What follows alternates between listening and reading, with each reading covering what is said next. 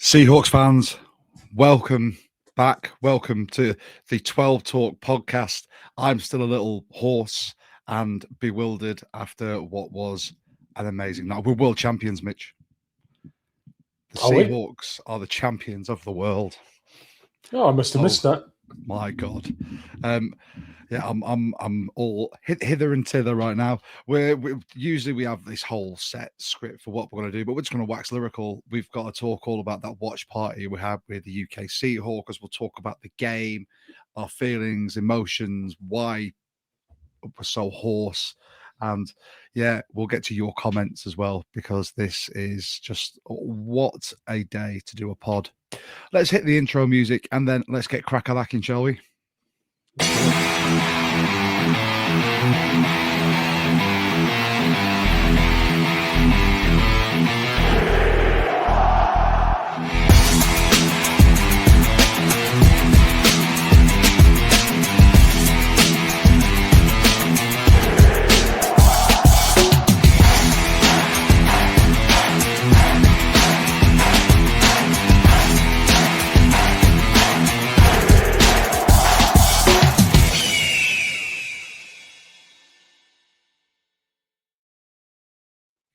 Right back at it again. Oh, just like we've always been, mate. What a night. I mean, for obviously our American viewers, what a day, but for us, what a night, what an early morning, what a result, what a game. As people can hear, I'm very hoarse. We had our UK Seahawkers 12 Talk watch party at O'Neill's Broad Street in Birmingham. Big shout out to them. If you went to the watch party, please give them a Google review. They deserve it because they were so accommodating for us. It's always nice when the UK Seahawkers private party upstairs is busy and the main bar downstairs. A lot busier. A lot busier. The turnout was immense. It was just absolutely amazing, mate. I couldn't have dreamt of anything better than that. Like we've got photos and videos that have been on. We'll try and get them out on our social media. I'll put the group shot up like very shortly. But what an amazing night! How are you feeling this morning, Mitch? This morning, it is now evening. By the way, I know you were up until 5. How were you feeling this morning though when you woke up? Well, I had to shoot off to hospital first thing, so I didn't really have any time to feel sorry for myself. I had to go and see my other half, who'd unfortunately spent the night in hospital. So everything kind of switched to that. But elated, I think. Going to bed, I wasn't sure I was going to sleep myself. I probably got 2 hours before I was awake and scrolling reels and catching all the interviews and little highlight reels and montages. And it seemed like every other reel was Seahawks related, which was unbelievable because we just don't get any coverage in media in comparison to other teams. So it seems like we get a 24-hour window of love and then gone again. But yeah, I think this morning I kind of look back on the evening and it's a bit surreal because I'm almost as pleased that we won the Super Bowl as I am for the event we put on. It was mega. It was so good. So happy. Like the turnout, the people that came, obviously the people that I chatted to some people, hopefully some people are watching this in the comments. Like if I didn't get a chance to talk to you or I didn't know your name, I'm really sorry. I was answering multiple messages from multiple people. But it was amazing. The people that sort of came just due to a post I put on Reddit and they had no idea about the UK Seahawkers, people that saw it from the Facebook group. Hopefully we got some more sign-ups for UK Seahawkers as well. Like it's just amazing, mate. I can't get over how good it was. Do you know what? Whilst we're at it, if you are a new member, welcome, or a returning member, thank you very much. Please feel free, like the video, subscribe, hit the notification bell. We're growing exponentially. We were battling to get to 500, and now we're at like 708. I don't know what happened. I'll tell you what happened. The Super Bowl and the fact we're world champions happened. And yeah, it did happen. And how glorious was it? And how dominant was it? I know we're going to go into it, but how dominant was it? We were boot to throat for most of the game. It's exactly what we've been asking for all season. It was just like foot to throat football. Like Drake May came out in one of his like presses and said, "I've never faced a defense like it," and it was just they were everywhere. Like he must be he's going to have PTSD from this game, from the amount of times that he had pressure in his face or grass. Oh, great!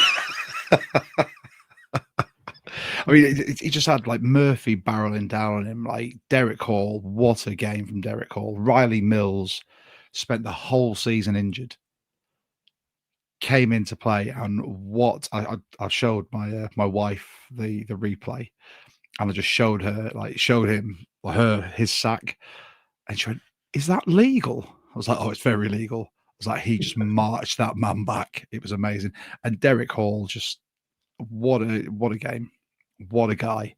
I think we said on the Rob Staten pod, like if I was Mike McDonald, I would have Derek Hall lined up across from Will Campbell pretty much every single snap, because the arm length, you just saw it in his first sack. He just long armed him, drove him back, and yeah, I think this is where the draft commentary about his short arms is really going to start coming out again now. We hear it every year, don't we? Oh, yeah.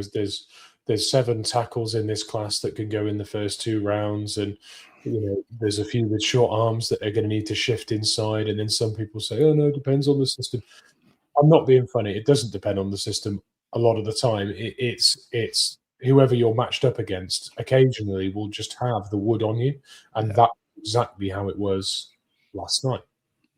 Yeah, and it was kind of pointless us having seats around the table, because we spent most of our night stood up just cheering for the multiple events. Like the highlights were definitely from like the defense. I mean, I've not even had a chance to get all the stats and everything together, because I walked through the door at 4 after leaving Birmingham at 12 and dropping off Bumbag Mark, which is now his nickname. Bumbag Mark. BBM. Oh God! For anyone like who is questioning why there was a bum bag involved, we'll get to that, because it's some amazing news. The 12s that were at that party dug deep and did something amazing. But yeah, when people were asking me, "Oh yeah, where'd you come from?" All that stuff. I said, "Oh, I drove me and my friend up here from Essex," and they were like, "Oh wow, which one's your friend?" I was like, "You know, the one who's doing the raffle tickets." And I think pretty much everyone said to me, "Oh, Bumbag Mark." I was like, "Yeah, Bumbag Mark. That's it now. I'm going to change his name in my phone to Bumbag Mark." But yeah, it was so good, just so good. And I can't put into words. Do you know what? I don't think we have to put it into words, because I am looking at the number of comments that have come in, and I think the viewers can put it into words better than we can. Do you want to pull up some of these comments? I actually can't. I think the way I've come into our StreamYard client has given me the wrong level of access, so I actually have 0 power. Don't worry, I'll do it. Okay. Gordon, hey, what's up, world champs? And then Bryce, the Hawk's Eye, L12s were world champions, and everyone now knows the power of the dark side. Rich come in with the best victory Monday of them all. World champs. Correction, Gordon, 2-time world champs, baby. 2-time. Jonas, SP champs, lads. Lauren, I'm not doing another Seahawks chant. That's the reason I'm like this. Honestly, like even though I had a microphone, I'm like this, like calling the raffle, just saying thanks to everyone. I want to say a massive thanks to everyone who contributed to the raffle as well. So Chris Sprood, absolute legend. Danny Wood, I don't know if he's watching this, for helping us with all our flyers as well. Mitch, obviously you chipped in. We had our show sponsors, Flying V, who gave us some hats as well. We had like Seamus, loves the UK Seahawkers, brought stuff, and then 5-Star Imports with the official Super Bowl program, which we gave away. This isn't it. I bought my own, but it was just. I wasn't taking anything from those guys. They were. You make twice as much money for charity if you sell it twice. It's not happening. I'm framing that. Speaking of charity, I can't like get past it. So we're going to do this now. Okay, so we can show everyone what's happened. I should have really prepped this. You can tell I was on the hop. So obviously we're the UK Seahawks official podcast, and after last night, we're even prouder than we were before. And now, if you want to sign up, you can do it with that QR code right there. If you're not a UK Seahawker, scan that. It'll take you straight to the PayPal link. £12. Put your name and address in the comments. Do it for friends and family, and you will join the UK Seahawkers. And we now know that all the goodies going to be coming soon. Oh, I also have a bit of news about the next meetup. So keep, I believe it's the 9th of May, free in your diary, because Mitch, we're headed to the Deansgate in Manchester. I'm going to get my parka. I'm going to grow my hair a bit of a bowl on me. No, I can't. I'm from that area and I despise Oasis. But anyway, if you want to join, by all means, feel free. And you could join us and all of these plus more at one of our watch parties. Look at that. That was an amazing turnout. I did not in my wildest dreams think we'd have that many people. Yeah, it was unbelievable. Honestly, the group of people as well, it wasn't just the quantity of them, it was the quality. We had so many established, esteemed members of the UK Seahawkers, including the Prez and Secretary, and we had a great representation of them. We had people from the podcast, people who had seen our post on Facebook and read it, as you say, and people who just popped into the bar downstairs and we wrangled them upstairs. It was such a mix, but everyone sort of blended perfectly and shared that same passion and enjoyed the night, and everyone was raucous. It was such an amazing group of people as displayed. Yeah. Do you know what I particularly enjoyed? Actually meeting members of our Discord community face to face. Yeah. It was so nice. Like talking to people, and it's bad when you only know them by username. So I had to ask people, I was like, what's your real name? So I now know them, and I'm so glad they're part of this community. But as we said, we held a raffle, and that raffle came in big. All of these people, we had a raffle. Chris as well did Super Bowl squares. Obviously, some money went to the winners, but other money came to the charity. And we raised for the Robbing Cancer Trust, our partnered charity, the last year's goodies, a whopping £695. And that was all on the 12s that were there. It was absolutely amazing. I'm absolutely, I've been beaming since I got home. £695. So I'm going to be contacting the RCT to say, I've got all this money. How can I give it to you? Either I go and see Toby, who's the chairman, or we do a check handout. I don't know how it works. I'm still gobsmacked. I mean, the man runs around the country wearing a ball bag. There's got to be some kind of elaborate way to hand over a check. Oh my God, I'm going to message Toby, Tubbs as I call him, and I'm just going to say, look, I want to hand you a check whilst you're dressed as a ball bag. I mean, he ran along Hadrian's Wall dressed in a ball bag. Turning up to be given a check is nothing in comparison. Yeah, it's fair enough. But yeah, amazing. I mean, let's get on to talking about the game, because I had to rewatch the highlights. I didn't even make my wife endure it. She was fine with it, and she was asking me questions, which was really nice. Before this game started, obviously I went on the UK Patriots podcast. Lovely chaps, and they asked me for a score prediction, and I basically got laughed at. And I've given the score prediction twice, and that score prediction was 31-13. We were 2 points off.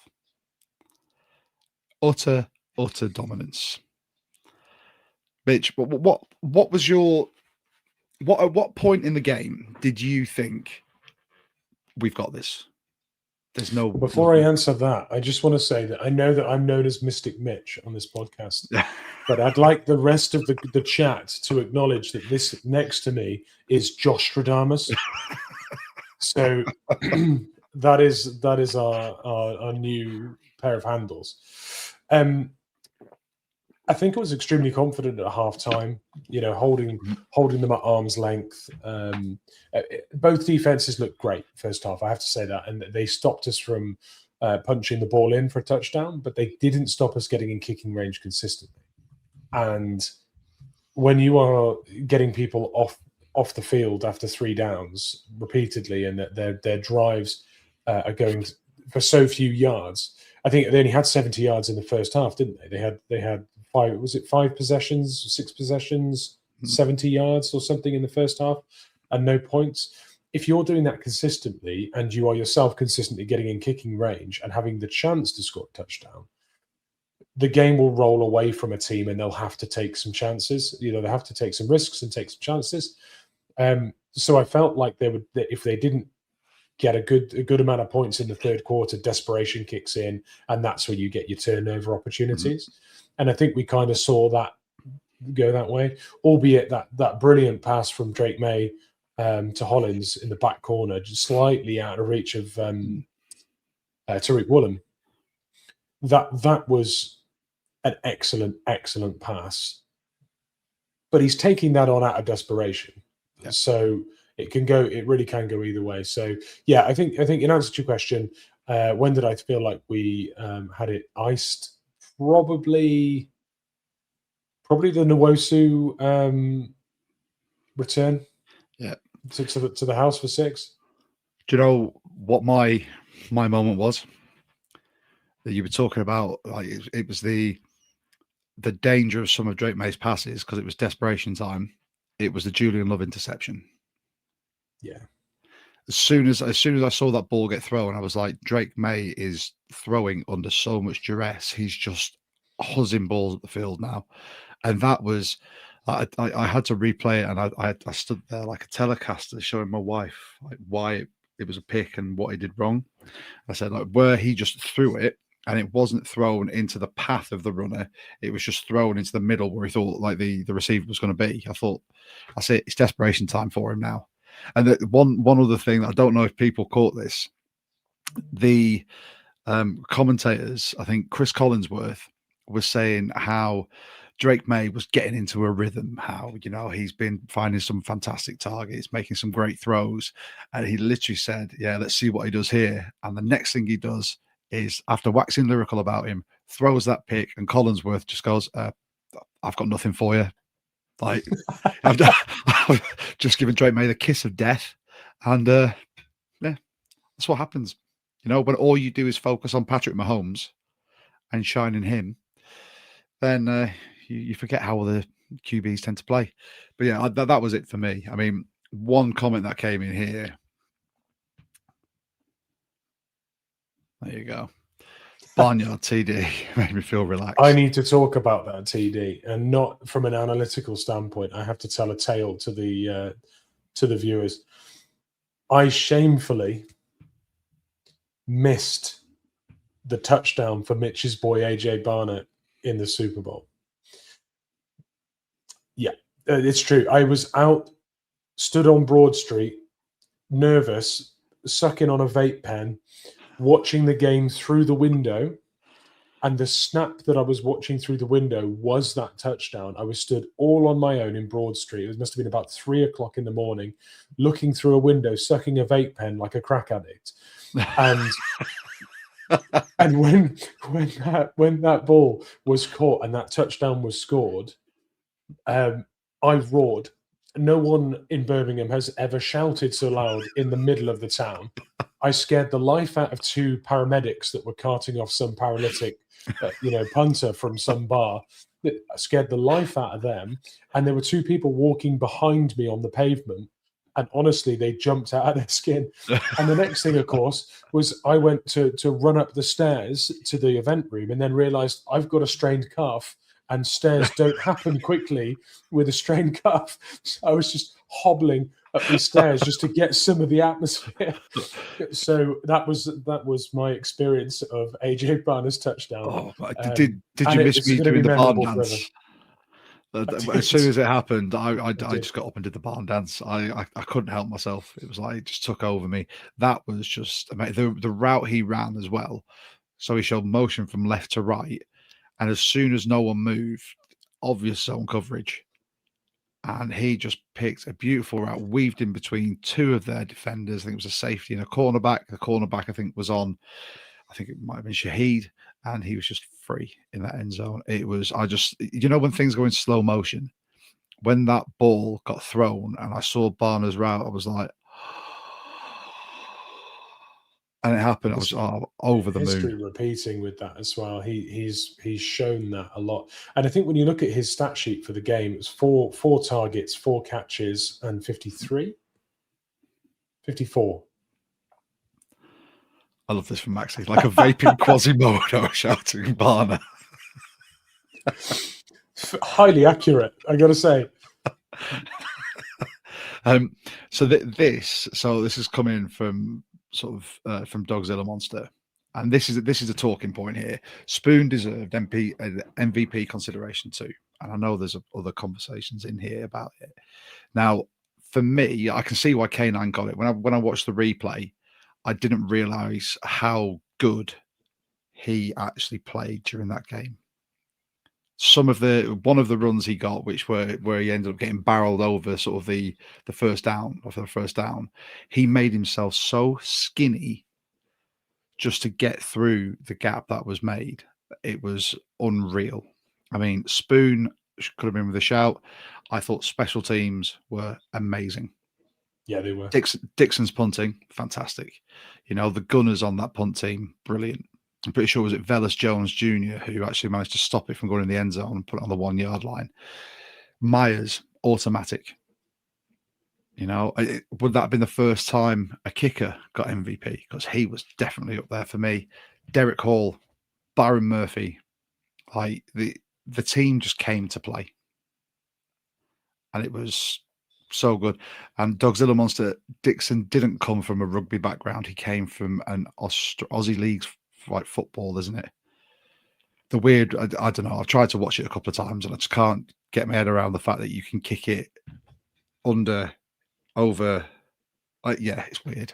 They bounce a ball and run as well. I can't get my head around it.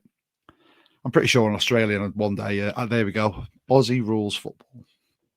Yeah, don't get it. I don't get it either, but I'll stick to rugby and American football. What I will say about Aussie rules football is thank you for Michael Dixon. That's what I have to say. Yeah, he was unbelievable. I think when you look at the impact of special teams in that game, we may not have seen an electric kick return, punt return, or anything else, but we saw consistency. There were safe hands, smart decisions. The decisions on safe catches and when to actually run were calculated and crisp. And I think you have to look at the fact that the hands team had to go out there for the onside kick as well. Alani didn't fluff his lines there. Every way you look at special. Oh, and I'll give you one other reason why special teams was unbelievable on the night. Our gunners and their lane discipline while chasing down kicks was phenomenal. There was only one return for the Patriots, who are extremely dangerous with them as well, by the way. There was only one kick return that I thought they overachieved on. Everything else was just wrapped up. It was brilliant. So, just very quickly, the hat you're wearing right now was a raffle prize. And, no. Have I been outed? You've been rumbled. Scotty's watching on X and he just said, "Nice hat, Mitch." Don't worry, Scotty. You will get it. I'm going to make sure he sends it. I know we're onto the game now rather than the watch party, but I will clear this up. So on the night, I bought 7 strips of tickets, 3 for my friend John, whose birthday it was, 2 for Scott Anderson, who couldn't be there on the night but wanted to have some skin in the game for the raffle, and 2 for myself, so 7 strips. I won the raffle 4 times on my own strips. It wasn't even Scotty's strips that won, but because it was embarrassing that I kept going up for our own charity raffle, I was about to say, don't worry, because I'd already gone up and received a prize. So I thought, no, put that back in. And then I realized Scott's giving me money for a ticket. He's going to be furious if I just don't get him a prize. So I came over to you and I was like, I kind of do have to get something for Scott. So I picked this hat. And then I went to put my Eamon Mori shirt on today and I was like, this is good. This is really good. You now see why I have a collection of different styles of hats. Yeah, I have to get this hat as well. This will be, Scott, if you're watching, this will be your hat.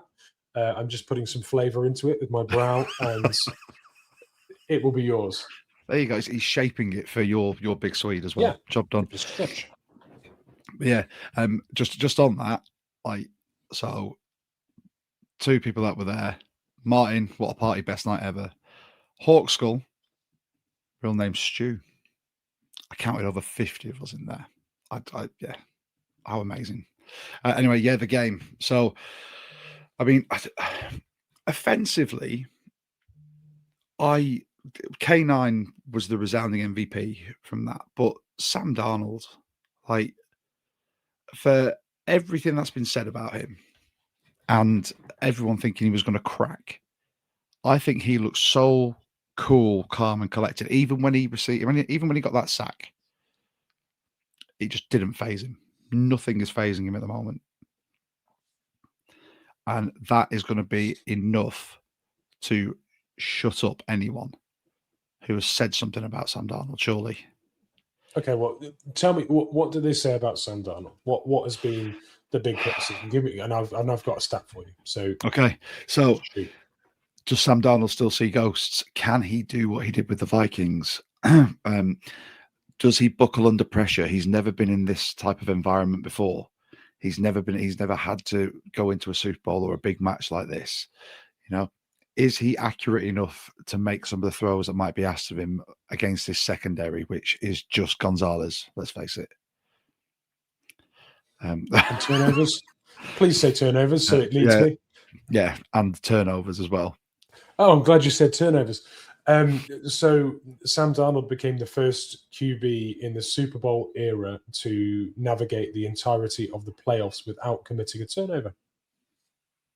There you go. So there's people that say that he can't do it in the postseason and that, he gets the jitters and sees ghosts and can't perform, when it really matters at the business end of the season. He can. Yeah. And he's ours. There you go. I love this. New walk-on song for Sam at Lumen next season. Metallica's Enter Sandman. I'm pretty sure, isn't it? Don't Virginia Tech have Enter Sandman? Yeah, I know. Oh, and also, Mitch, with regards hats, my wife would like to say, please feel free to take some of my husband's hats, although I might still win myself. Seahawks fan in the making. And she's right next door as well. So she can hear everything twice. Although I don't think they would fit your head, which is a shame. It is. I need to give another anecdote for the evening as well. It's another raffle anecdote. I'm sorry for everyone that wants to hear us talk about the Super Bowl. When I entered the bar, there was a man called Steve. There was a man called Steve, and I got my bag of donated items. There was a hat, there was a hoodie, there was a bunch of other things. The hat that I had in my bag, he liked the look of and picked it up and put it on his head. And he said he has trouble finding a hat that fits him. Now, I have a really big head. So I presented him a wonderful opportunity to get a hat. But I told him, unfortunately, he'd have to buy a bunch of raffle tickets to have a shot at getting said hat. Lo and behold, whose ticket came up and won that exact hat? Yeah. Steve. And this was before kickoff. And at that point, I thought to myself, if that's how lucky Steve gets with the perfect hat on his raffle ticket, I know that we're winning the Super Bowl. It was too perfect for the whole evening, not to just be scripted. Some of these comments are coming in, and we have to talk about this because I didn't realize one thing, right? So first of all, Gordon, Bad Bunny traveled 124 yards, and the Patriots only did 79. And your lovely other half, Cara, has come in and gone, can we discuss the fact the Streaker made more yards than the Pats did? Well, there's a fun thing here. The Streaker did make more yards than the Pats, but also if you go back a couple of games, I think what was the stat for Brock Purdy? He'd run more yards than the entire team, sideways and backwards, running away from the pass rush. Than that was an insane stat as well. We've held some teams to some embarrassing stats, haven't we, in this playoff run? There you go, yeah. And then my wife's just come in and said that the Streaker was her favourite player. She's yet to learn the depth of our love for this roster. Can we let's move on to sort of Mike McDonald as well. This is something that last night, whilst I was still lying awake in my bed, full of adrenaline, updating all the social medias, doing all that stuff, I kept going back to our conversation. It's been a 3-year rebuild, and how much we loved Mike McDonald, and we've spoken about him at length. This man is, in year 2, has created a brand new culture, a brand new team, a team that is legitimately feared now, I think. How lucky are we to have a man like Mike McDonald? Yeah, it feels incredibly well sort of matched. I think when you look at where our franchise was and what it was known for and everything, and what he's come and installed in his own way. And it's not to say he came in and just managed to mimic the past. He's come in and done it his own way, but he's got us weirdly back to what we've always been, which is a proud defense with a strong running game that play with high effort and high character. That's what we've always been, but it's a reimagined version of it. And I think that's exactly what it had to be in order to work. And I don't think I really recognized before he came in that was how we do it. But lo and behold, hindsight, that was what we should always have been looking for. And that we can thank John Schneider for that. Yeah. Because if John hadn't stuck to his guns and said, I want defense, I'm going to get a defensive mastermind as my head coach, who knows what we could have had. Yeah. And speaking of what we do have, let's speak about Adam Durde as well. The first non-US national coach to win a Super Bowl. It's a staggering thing, isn't it? It's a staggering thing. I'm not sure if I'm more surprised. In fact, I am surprised that it's never happened. Genuinely surprised that it's never happened. It is. Yeah. In his interview as well, where he said it all started in 1985 with his mum buying the Chicago Bears Super Bowl win on VHS. And Leslie Frazier was in that team. And now he coaches with him. What a story. I just think the way this year, I think year 1, the coaching team wasn't where we wanted it to be. That much was evident by, obviously, the late addition of Ryan Grubb and obviously all the turnover. But now Mike McDonald's got his hands all over this. His fingerprints are all over the identity of this coaching staff. And it looks like he's gonna be a head coach factory. I just have that vision now. Clint Kubiak, he's announced that he's going to be the head coach of the Raiders. So good luck. Fair play to him. He's gone from winning a Super Bowl with the Seahawks to go into a team who has the first pick in the draft. So maybe he can turn it around. You never know. I quite like the idea of hearing all about the Mike McDonald coaching tree. We hear it about McVay and Shanahan and lots of the other coaches, head coaches. They have this sort of family tree of head coaches that have worked under them. But I can't think of a better role model than Mike McDonald to just father many coaching children across the next 15, 20 years. or even more because he's so young. So I'd love to see. Actually, I don't know. I don't think I'd love to see it. I want it to be just us that have this kind of defense. I always don't want all these little sprouts of good defenses popping up just because Mike McDonald, waved his wand and coached, like that. But the worst thing for me is obviously now there's going to be a hunt for an offensive coordinator. That's a conversation we'll have to have in a future pod. But when the next coaching cycle comes up, which will be next season, Durday is going to be at the top of some people's lists, knowing how closely he's worked with Mike McDonald as a defensive coordinator, learning from what Mike does. He's then going to be able to take this defense, put his own spin on it, and take it to another team. And by God, if it's in the NFC West, I will lose my stuff. Try not to swear. We're a clean pod. I'm trying not to swear. Your stool. There we go. Yeah, lose my stool. Because we came completely unprepared with hardly any stats.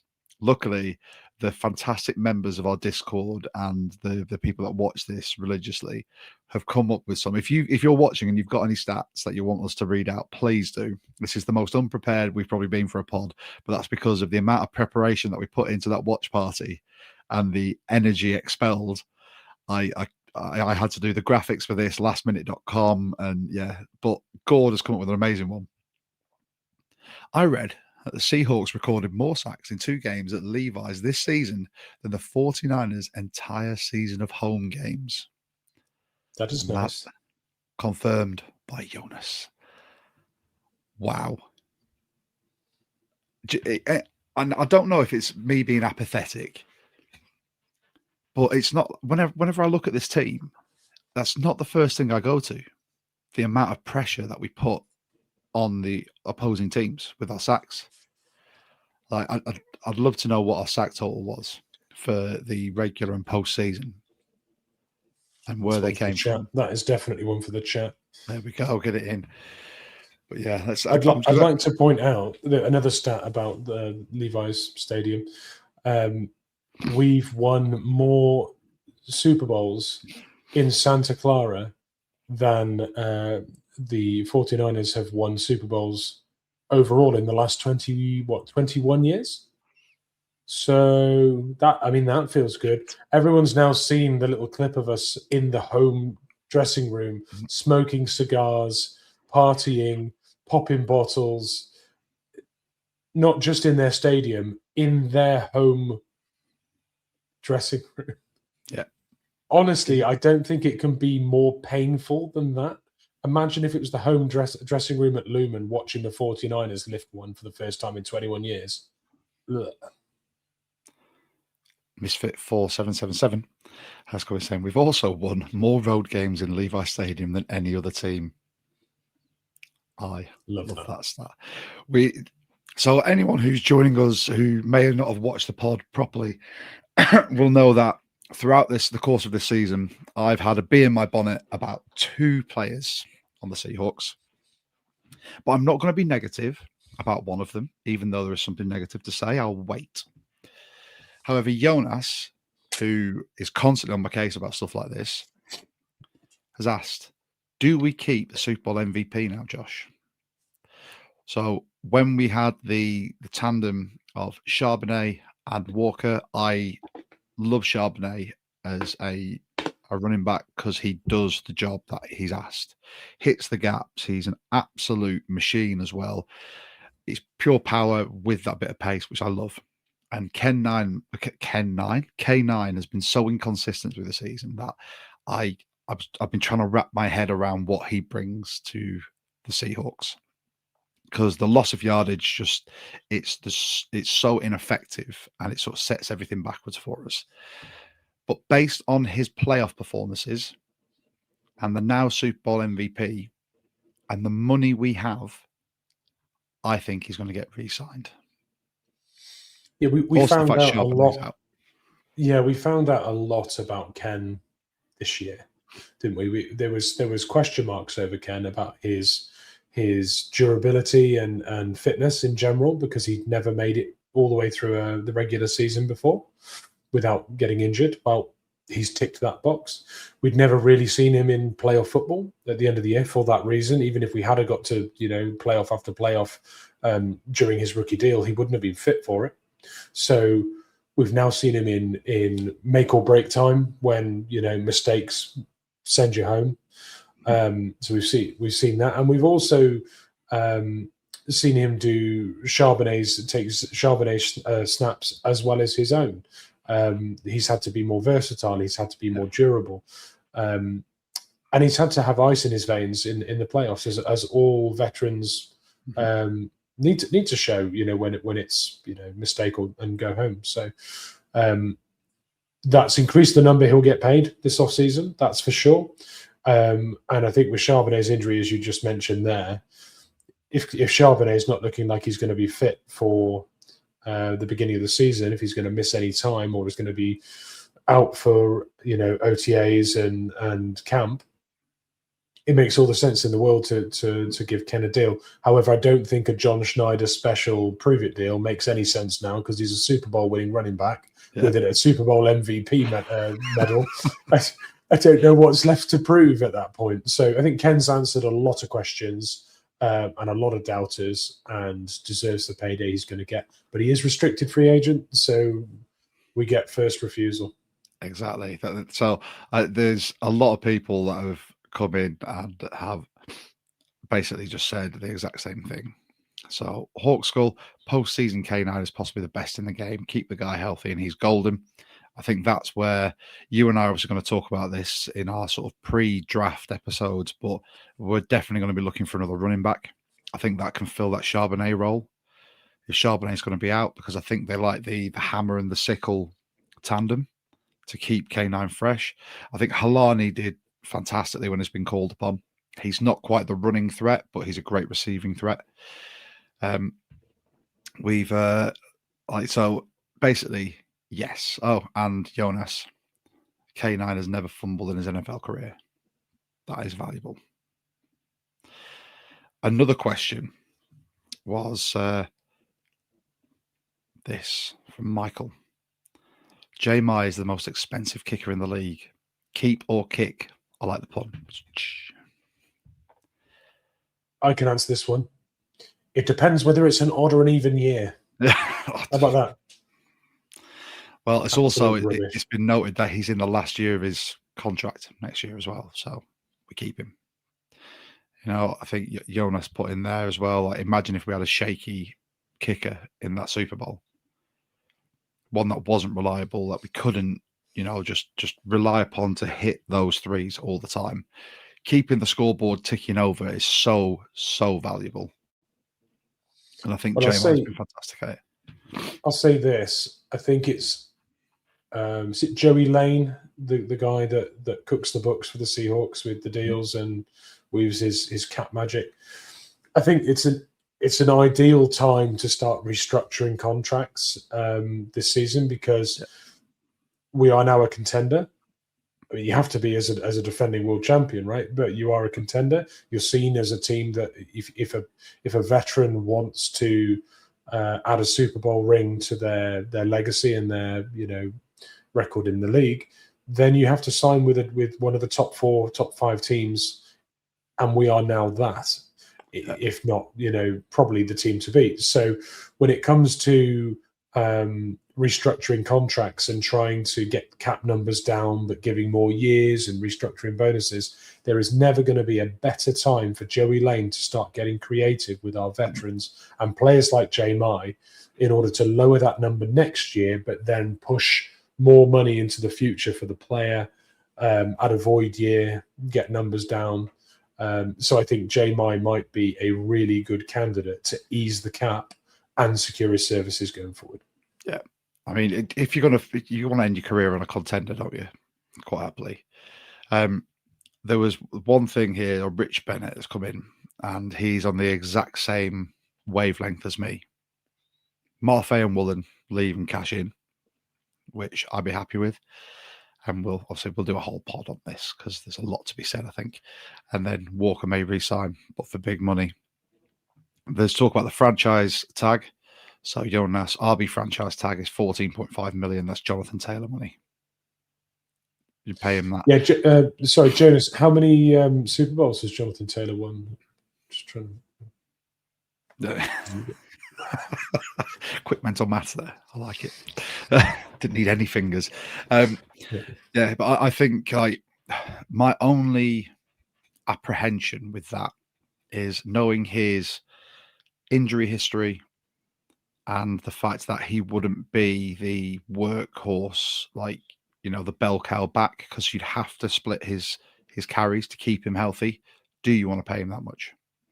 Or do you come to an agreement that you will take 60% of the snaps, but someone else is going to take 40? As a result, we're not going to pay you this much. We'll give you this, but we'll give you some incentives laced into it as well. That's where it could go. Well, who's our OC next year? Well, this, I think, yeah, that's a factor too. I think it's if Ken Walker is an absolute belting fit for the OC that comes in next year, then Ken absolutely can stay on the kind of money that he's expecting to make. If he's an awkward fit, but they think it might work, and he's a Super Bowl winning running back, and you know, then okay, well maybe it fits, maybe it doesn't. What's our limit on how much we can pay him for someone who's not a great scheme fit? If not, who's in free agency? Who's in the draft? What's in reach? Those conversations won't happen if he's a great fit for whoever comes in as OC, in my opinion. Yeah, agreed. Apologies. I don't know if it's Brian or Brian E. Either way, we're cycling back to where running backs are central to offensive schemes. For that reason alone, we ought to keep who we've got. It'd matter a lot less if we were 70% passing. And at the start of the season, we were. And then I think it got to a point where, like, no, we've got the players now where we can actually have the running game. And as it was mentioned in the comments as well, Kenny McIntosh will be back fit next season. I completely forgot about one of my favourite unsung players in this team. And yeah, just there's so much stuff we can talk about with this. You know, we haven't actually covered a lot in the game. What I'm loving at the moment is the same thing that we have with our Discord community. Everyone in the comments talking amongst themselves, which I absolutely love. If you're not a member of the Discord, by all means, you can join. There's a link down there, and you can come and join us and 12s from all over the world talking up Seahawks, because that's what we do, and we absolutely love the community that we facilitated. I said this to Danny earlier when he thanked us for building the community. We didn't. We facilitated it. You guys have built that community, and we're so proud of it. You guys are amazing. It's one thing that I think we have that sort of sets us apart. Very proud of that. Yeah, Mitch, I don't know what we need. We're going to have to do like a proper breakdown. I'm too emotional and tired and overjoyed there's a couple of comments I really want to get to, but there's so much gold in that chat today. There's a comment from I think it was Richard Bennett that I really wanted to make sure we pulled up. Trying to find it now. I can't put it up on screen, which is really annoying. Oh, that's annoying. Give JSN a lifetime contract now. That might save some cap pain down the line if he signs a 10-year deal, but I'm pretty sure he likes signing bonuses. So I doubt he'd sign anything longer than 3 or 4 personally. But I do agree that a preemptive extension on JSN may be a very, very wise decision. It allows you to spread out the cap as well. Yeah. You know, if you get and we got another comment from Max as well about, will Bradford get any better? I can tell you we won't get any worse. There you go. I mean, to be honest, like I spent a lot of time focusing on him in that game just to see, because I genuinely thought if I was the Patriots, I'd have Milton Williams one-on-one with Bradford all the time. And he didn't do too much wrong. There was nothing glaring that, you know, springs to mind about Bradford's game. But does that now mean we'll keep him next season and we'll have to have the exact same conversations? Yeah. I can't. Look at it this way, right? We won a Super Bowl in spite of Bradford. Now, next year, teams are going to study, how do you beat the Seahawks? Our divisional rivals is going to look at those games. How do you beat the Seahawks? There's going to be an awful lot of attention on certain areas. If Woolen goes and we replace better, and if Bradford goes and we replace with better, whether it be scheme fit or experience or just, whatever metric you think that they are a better player, the gaps, not the gaps, the weak spots in this roster are going to just fall away. Yeah. So, I do think there's opportunity to improve this roster, and that's weird to say because we just dominated the Super Bowl. Yeah, obviously we'll do a pod on the weak spots that need to be improved. There's some, what I'm liking now is the depth, and Bryce put something in here. Obviously, we mentioned him before. Mills might be the biggest acquisition for the 2026 team. The absolute power of that man to walk back that left guard was unreal. And when you think that is going to preserve Leonard Williams because you can have him in the rotation, you'll have two young interior defensive linemen in Mills and Murphy who can keep going for a few years. The foundational building blocks for this team that have been put in place, it can't be understated how well this roster has been constructed. With the right amount of experience, when you bring in people like D-Law, Big Cat, and then on the offense, you've got people like Eric Sauber, who has been another unsung hero. You've got Cooper Kupp, Sam Darnold to an extent as well, has been in the league 8 years now. He's a vet and he's just a cool head. And then you look at the youth that's been drafted. The drafts, I think last year was a bit, Mike Mack gave John a list of what he wanted and didn't fulfill all, but got the majority this year. The draft just gone. I think that was a Mike Mack draft. And next year, or the one coming, Mitch, you've got some work to do. When baby Teddy is born, you can be holding him in one arm and doing all your draft reviews with the other. Highly likely, actually, that is exactly what's going to happen. That Teddy is going to be buried in spreadsheets with Daddy late at night when he's, he thinks it's morning and it's not. Well, it is morning, but it's not time for him to get up. That is going to happen. He's going to know more about the draft class than most people. I'm going to make sure of it. But I will just say on your comment there about the way that we picked players in last year's draft, I think what we really capitalized on last year was just value for our picks. We took Torrey Horton way, way below where his talent should have gone. We took Riley Mills really far below where his talent should have gone. We took Milrow as well at a position where it represented enormous value. The only time we really went out and took players that were desirable for immediately adding something to this roster that was required were our two first picks for me. It was Gray Zabel, obvious need, go and get it. Doesn't matter what the perceived value is, go and get that player. And Nicky Mamori will be moved up in the second to pick him up before he fell to someone else. I think both of those guys there was a clear plan for, and it's worked magnificently. Outside of that, I think we just picked up great value. And let's not forget, Torrey Horton he played a quarter of the season for us and had 5 touchdowns. That wasn't on our roster. That player that exploded onto the scene was not in our in any of our playoff games, was not there at crunch time in our season when we were playing those games against the Rams and the Niners at the end of the regular season. He was not there. So, that draft class will have enormous impact for the next 5 years, just as Bryce suggested there with Mills. I think you can repeat the exact same statement he made about Zabel, about Mills, about Imamori. There's a huge amount there. Yeah, I think the wheeling deal, and like you said, the quality we've got at the positions where we drafted, because people were undervalued or overlooked due to injury or anything, was fantastic. I'm now excited to see exactly what happens. I mean, there's a lot of comments coming in when you think about, we're talking about Horton. Arroyo, hopefully we'll get more usage next year as well. Year 2, he was brought in to be that big tight end / X receiver, and he's an absolute weapon. Good comment came in there about fullbacks and if the new OC is going to need a fullback. And are we worried because of Oots' neck injury? Now, as someone who has suffered a pretty catastrophic neck injury, I'll tell you, if it is serious, then that'll be something they'll have to take a look at.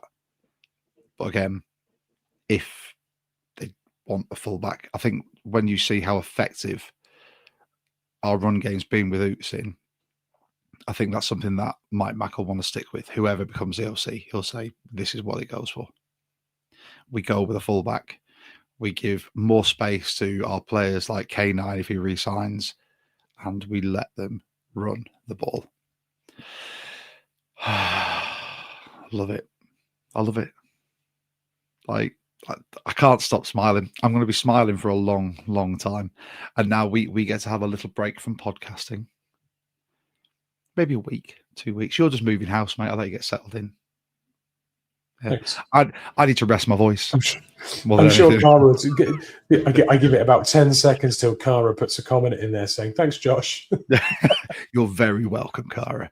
Boxes will get unpacked and things will be put away, and flat pack furniture will be built. You're a lucky man. Lucky man. I just want to say thank you to everyone before we sign off. This has been, for us as a pod, an amazing season. Thank you to everyone who has liked, subscribed, interacted with us on social media, through our Discord, just on these. Like, if you join the Discord and you come and chat along with the watch parties, that is amazing. If you have been kind enough to buy me and Mitch a beer, which we drunk some of last night, thank you for buying me a coffee. There's a link down there. By all means, feel free. We've got another UK Seahawkers meet up in Manchester later on this year. It's just been amazing. I'm so proud of everything on this, Mitch. Thank you so much for being my podcasting partner in crime. No, likewise, mate. It's been an absolute joy. Do you know what's really cool? That the community is obviously a great thing that's been built from me and you wanting to podcast and cover our team. But what a reward for all the effort that goes into this, for our team to actually, meet our effort. I am fully joking. I'm aware that running a football team and playing 17 games plus two playoffs and a Super Bowl is more effort than we put in.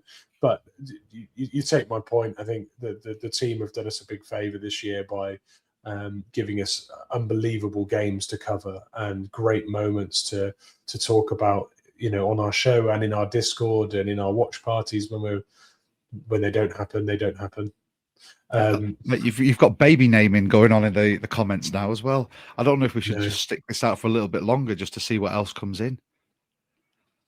But we might get some good ones. Okay, everyone in the comments, convince Cara that the name of the baby is changing to your favorite Seahawks player. Go. It's going to be Derek or Ken, isn't it? Mate, that'd be brilliant. Derek Mitchell. Yeah. Derek Kenneth Mitchell. Good Lord. This could go so wrong. Right, this is brilliant. Cara's having none of it. Don't worry. It's all right. Well, thank you so much to everyone who's tuned in. I don't want to just blow our own trumpets for too much longer because I'm absolutely shattered. And I think this has just been a hell of a season. Really enjoyed it. Really enjoyed representing the UK Seahawk community as well, being the official podcast of UK Seahawkers. If you're not a member, go and join up. I will be putting in the new membership flyer on our social media, so you can just scan the QR code. £12 per year is nothing. And then you get to come and join us for social events as well. Join our Discord. Follow our social medias. It's at 12 Talk on pretty much everything. If you are watching this on YouTube, hit like, help the algorithm, subscribe, share us with your mates. That's the biggest way we can grow. And we just appreciate everything that you guys do for us, because we wouldn't be here if you guys weren't watching and listening. So for the last time for this season, until we come back with our pre-draft stuff and roster talk, are we going to do it in tandem, Mitch?